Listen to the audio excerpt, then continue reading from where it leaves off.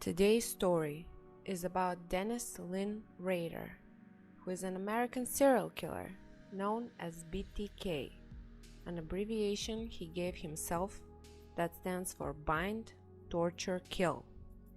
Between 1974 and 1999, Rader killed 10 people in Wichita and Park City, Kansas, and sent disturbing letters to police and newspapers describing the details of his crimes. Rader was born on March 9, 1945, to Dorothea May Rader and William Elvin Rader, as one of 4 sons. His brothers are called Paul, Bill, and Jeff Rader. He grew up in Wichita. Both parents worked long hours and paid little attention to their children at home. Rader later described feeling ignored by his mother. From a young age, he exhibited a violent behavior by torturing, killing, and hanging small animals. Rader often spied on female neighbors while dressed in women's clothing, including women's underwear that he had stolen.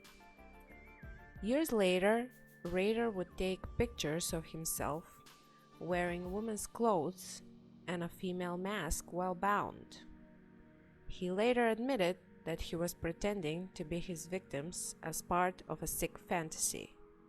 However, he kept it well hidden, and he was widely regarded in his community as normal, polite, and well-mannered. Rader attended Kansas University after high school, but received mediocre grades and dropped out after 1 year. He served in the United States Air Force from 1966 to 1970. Upon discharge, he moved to Park City, where he worked in the meat department of a supermarket where his mother was a bookkeeper. Rader married a woman named Paula on May 22, 1971.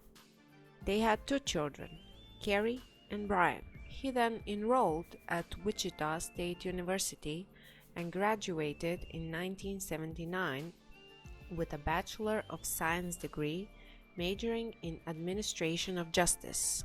In May of 1991, Rader became a dog catcher and compliance officer in Park City. In this position, neighbors recalled him as sometimes being extremely strict, as well as taking special pleasure in bullying and harassing single women. One neighbor complained that Rader killed her dog for no reason. On January 15, 1974, 4 members of the Otero family were murdered in Wichita, Kansas. Their bodies were discovered by the family's 3 older children who had been at school at the time of the killings. After his 2005 arrest, Rader confessed to killing the Otero family.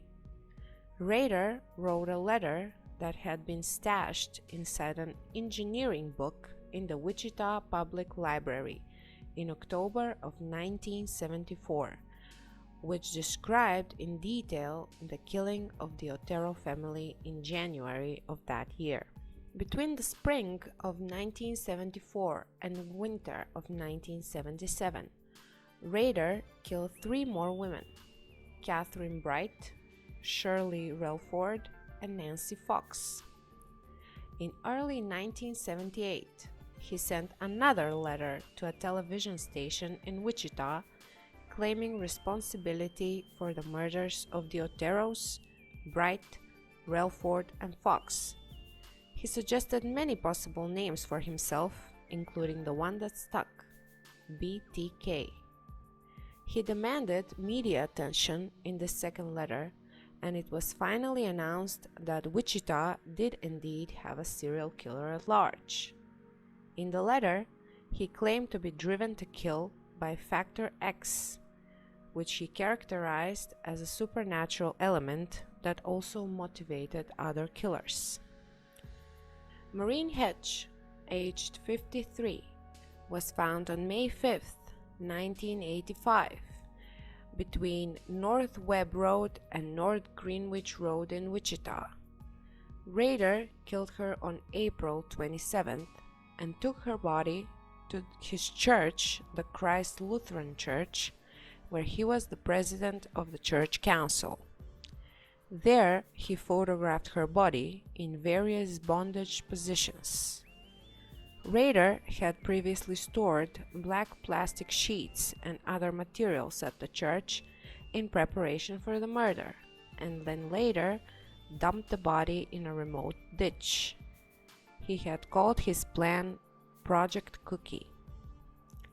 His final victim, Dolores Davis, was found on February the 1st, 1991, in Park City. Rader killed her on January 19th. By 2004, the investigation of the B.T.K. killer was considered a cold case. Then, Rader initiated a series of 11 communications to the local media. This activity led directly to his arrest in 2005.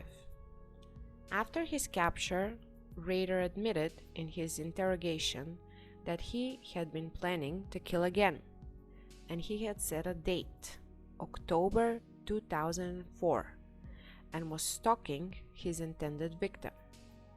In January of 2005, Rader attempted to leave a cereal box in the bed of a pickup truck at a Home Depot in Wichita, but the box was discarded by the truck's owner. It was later retrieved from the trash after Rader asked what had become of it in a later message. Surveillance tape of the parking lot from that date revealed a distant figure driving a black Jeep Cherokee, leaving the box in the pickup. In his letter to police, Rader asked if his writings, if put on a floppy disk, could be traced or not. The police answered his question in a newspaper ad posted in the Wichita Eagle, saying that it would be safe to use the disk. Police found metadata embedded in a deleted Microsoft Word document that was unknown to Rader, still stored on the floppy disk. The metadata contained the words Christ Lutheran Church, and the document was marked as last modified by Dennis. An internet search determined that a Dennis Rader was president of the church council. When investigators drove by Rader's house, a black Jeep Cherokee, the type of vehicle seen in the Home Depot surveillance footage, was parked outside. This was a strong circumstantial evidence against Rader, but they needed more direct evidence to detain him. Police obtained a warrant to test a pap smear taken from Rader's daughter at the Kansas State University Medical Clinic. DNA tests showed a familial match between the pap smear and the sample from a victim's fingernails. This indicated that the killer was closely related to Rader's daughter, and combined with the other evidence was enough for police to arrest Rader. On February 28, 2005, Rader was charged with 10 counts of first-degree murder. Soon after his arrest, the Associated Press cited an anonymous source alleging that Rader had confessed to other murders in addition to those with which he had been connected. However, the Sedgwick County District Attorney denied the story, yet refused to say whether Rader had made any confessions or if investigators were looking into Rader's possible involvement in more unsolved killings. On March 5th, Rader had confessed to the 10 murders he was charged with, but no other ones. On July 26, 2005, after Rader's arrest, his wife was granted an emergency divorce. in an interview with ABC News in 2019. Rader's daughter Carrie said she still writes to her father and has now forgiven him, but still struggles to associate him with the B.T.K killer, stating her childhood seemed normal and they were a normal American family. He is now in solitary confinement for his protection, with 1 hour of exercise per day and showers 3 times per week. This will likely continue indefinitely. Beginning in 2006, he was allowed access to television and radio, to read magazines and other privileges for good behavior. Check out my previous video on the killer grandma Dorothea Puente and let me know in the comments down below who I should cover next. Thank you all for watching.